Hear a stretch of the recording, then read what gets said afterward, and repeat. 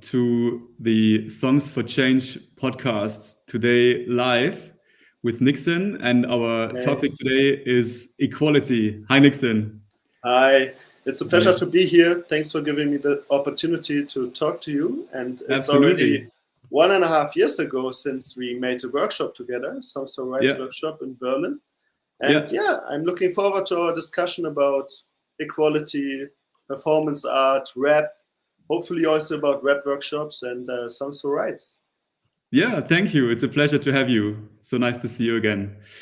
The EU value of equality. Let me start off with citing what the EU says themselves about equality. They say equality is about equal rights for all citizens before the law. The principle of equality between women and men underpins all European policies and is the basic for European integration. It applies in all areas. The principle of equal pay for equal work became part of the Treaty of Rome in 1957. And although inequality still exists, the EU has made significant progress. Okay, so we hear that equality refers to the fair treatment and equal opportunity for all individuals. But what that means on a practical level, in the context especially of music making, we will explore in this interview with today's guest, Niksn. So, Niksn, let me introduce you real quick. Niksn is a rapper from Berlin, Germany, who is engaged in not only rap, but also in raising awareness with kids and young people about social inequalities. He's also a rap coach in the Songs for Change project, and that's where we met 1.5 years ago. Exactly. So, yeah. So, thanks for joining us today. Nice to have you on board. Let's maybe start with talking about inequality. So, the value that we Mhm. talk about today. What is inequality for you? Yeah, or what is equality? Huh? Yeah, equality for me is the status of the goal of being equal, especially when it comes to rights, what the European Union says, right, and also legal positions and opportunities. Equality means that each individual or group gets the same opportunities, regardless of the circumstances. With other words, we are talking about the right of equal treatment. Factors like gender, race, social status should play not a factor in the treatment Hmm? of individuals or groups. Yeah, and here we see often a misunderstanding in debates. When I try to raise awareness about inequalities, equality means we are giving each individual the same resources, regardless of the different needs or resources they already have.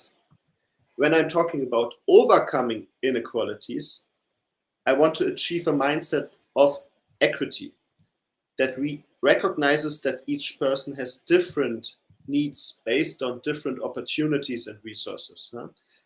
For me, Hmm. equality does not mean that I claim to treat everyone in every case the same, because we also should value diversity. It is about the goal to treat individuals or groups in a way that the outcome is the same, that there's no disadvantage or preference in the results, because the starting conditions are different. That that is often the big misunderstanding here. Yeah. Maybe last point. There are Hmm. actors who say that everyone is equal before the law. Okay, but do all actors have the same starting conditions to make the best possible use of the law for their personal benefits? I would say no. And that's where we have to create awareness, Hmm. Yeah, thanks so much. right?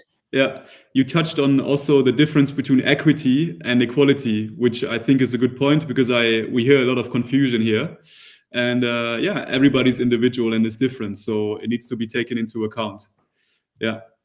Yeah, and we should not only raise awareness, we need actively incentives, social benefits, also laws that support individuals or groups to achieve the similar outcome. So we have to remove obstacles for people with disadvantages, Hmm. and we have to support everyone to get the same access to resources and decision making. Yeah. Yeah.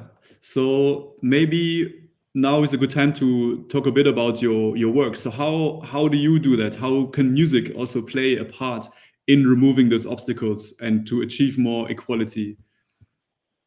Mm. Yeah, maybe briefly about my music before I do that transition. Please, yeah.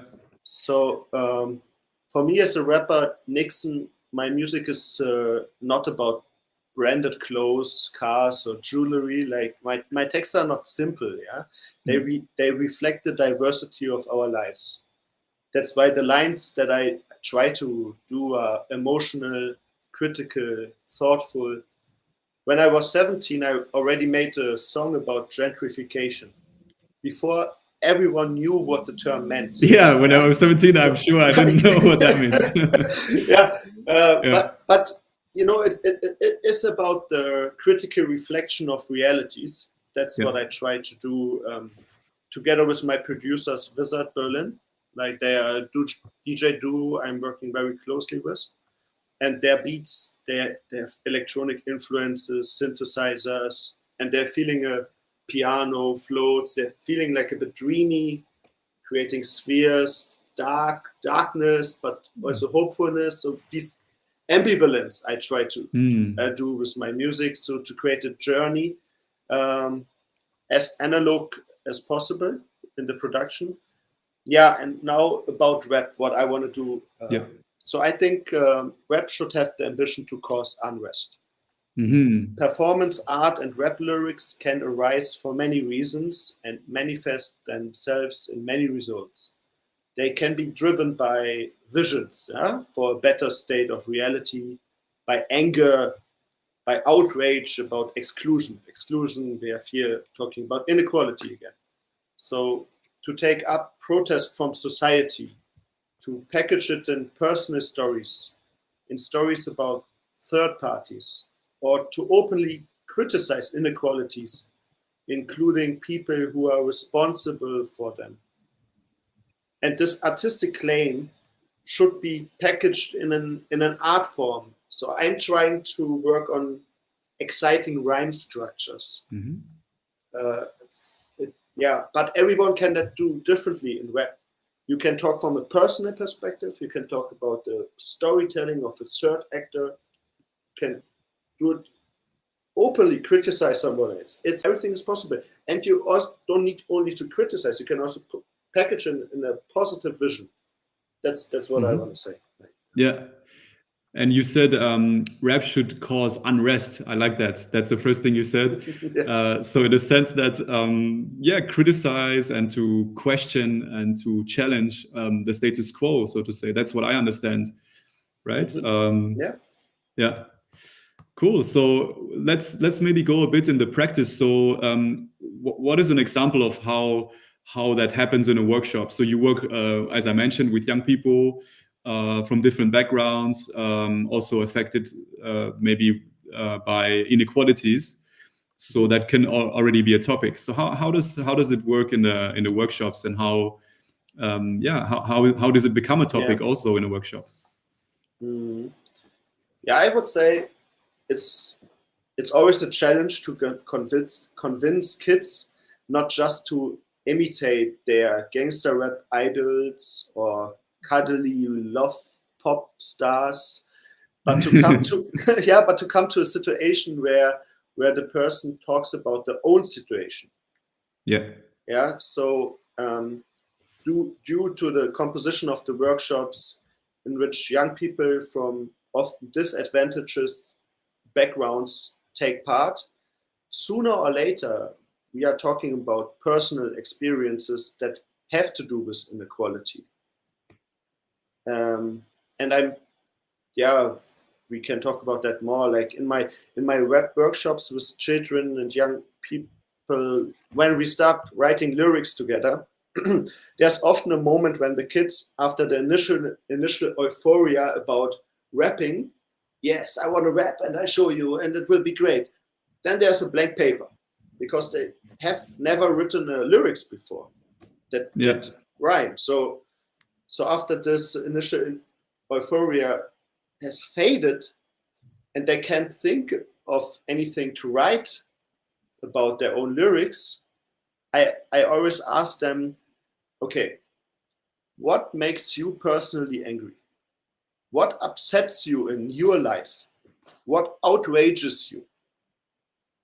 often the group starts with general things that they can agree on.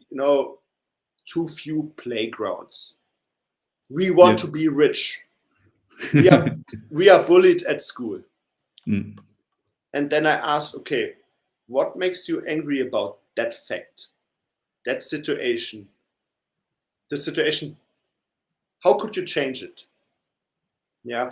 And if I manage to get the children and young people in the workshop to go from a state where something is bad in life and I just accept it, to a state where the person realizes and says, okay, I have a voice. All right. I use it in my lyrics to make a statement, to say what I don't like, how things could be better, who might need help to achieve this change. Then the song's lyrics gain power and authenticity. Yeah. And do you find it difficult sometimes for the participants, or maybe they find it difficult to go into these personal stories? Did you find sometimes some challenges here, or how does that usually happen? And this is the biggest challenge. That is the biggest challenge of rap workshops. Once they are convinced of, when they open up and they're seeing, okay, I have a say. I got some lyrics down and I can say, okay, I am who I am. This is my situation. This is how I envision to solve it, or this is what outrages me, and this is the reason why it could be better, or that's the problem. Or also the identification of the problem is also enough in a song. You don't always need the problem and the solution, but if you have the problem and if you're describing it in a way that is personal, they get enthusiastic about it. They have a voice, they have a say. We are then practicing the rhyming. They are practicing it with the microphone. They're practicing their skills, and often we are doing in a workshop 1 week, 5 days. In the first 2 days, we're trying to raise awareness about rights, children rights mostly. Then we are thinking about one personal topic or group topic, and then we are writing lyrics. We are practicing them. On the 4th day already, on the 3rd day, mostly the rap song is done. Let's say it's like 4 or 5 people, kids together. One is doing the refrain, and then we have like 8. We have lyrics there. Individual lyrics, we try to combine them in one song together, and on the fourth day we are going already into the studio, and they're practicing, and then they hear, and then it's also very funny to see, this is how my voice sounds like in the recording studio. It is you always talk, but you never hear how your voice how your voice sounds, and in the recording, right? It's always different. Also live, it's different, and different kind of recordings, And then they hear it for the first time, probably also hear them rap. And of course, everyone is a bit shy at the beginning, but then they also open up, and they are like excited about it, and they're so proud of it, because in the end of the workshop, they have a product. They have a product that is their product, with their voice, with their message, and that's the best you can do, because this gives them so much support in the future, because they say, there was a blank paper, now I have a song, my song. So whether the means of expression in the songs are anger, outcry, or positive vision is less important. And the thought process of naming injustice and inequalities and making it personal and affirming, this is the biggest step and achievement, I would say, that most people can take through a web workshop. And I think it can't be underappreciated how much this actually means. That's maybe sometimes not visible from the outside, how it felt for this person. And while we hear the church bells here in the background, hopefully not too loud. Thanks for sharing this. I think I got reminded of the workshop that we did together. And sometimes these terms, like inequality or freedom or any other rights, they seem kind of abstract sometimes. But do you find it sometimes difficult to bridge the gap, so to say, between these abstract terms and then the to get to the lyrics and to get the lines down on the piece of paper? Do you think it's necessary to use these terms in the lyrics, or maybe because I sometimes think about this with the giving workshops about human rights and child rights, because even rights, the term is already so it's so abstract for young people to understand. I don't know how you go about this. Yeah, it is very abstract, and kids are good. They know what we would like them to learn. Yeah, that's what they learn in school, right? And you go to That's school the and school system. yeah. So it's copy paste. It's copy paste, and they say, okay, we are practicing on the first 2 days what are children rights, and of course we're trying it in a playful way, and we are breaking it up, and we're doing tasks. In the end, I'm not sure how much they will remember after 2 years of it, but when we are breaking it down to a personal level, then I think they understand the terms better. And so we are trying at the beginning. I try when we are searching for lyrics or topics. We are also doing this, for example, in a democratic way, trying to figure out what is the main topic of the song. We are saying, okay, this could be it. This could be it. Like, we have a lot of ideas. Different kids have a lot of ideas, and then we have a democratic election and voting. Okay, 5 are voting for topic A, bullying. 4 are talking about that their parents are drinking too much alcohol. Happened, and so like there are a lot of social issues that are connected with maybe inequality, but also maybe other problems that we have. Freedom of speech, maybe a different one. So I try always to make it personal, because then we are bridging it from these terms that are maybe too abstract, bringing them down to a personal level, and then trying at the end of the workshop to bring the personal connection back to the bigger terms. I think that makes it productive and effective. Yeah, sounds great. Thanks for sharing this. I can see we are slowly coming towards the end of the interview. So maybe you have some interesting moments to share or something. Something you wanted to mention. I want to give a shout out to Songs for Rights and the whole team for the great work that you're doing, and also for the rap girls I worked this summer with, Berlin female kids. They were together. This year was the first time I did only a workshop with girls, and we are and the song is called "We Are We." So it is about having a voice again, but it's a great song, and I hope. Last weekend it had a premiere on the Children Movie Festival in Berlin, and in the next couple of days it will be online on YouTube. So it would be great if we can link it in the subscription. It will be down there. Great. I'm very proud of the song, and I think it gives a great impression of what we have talked about.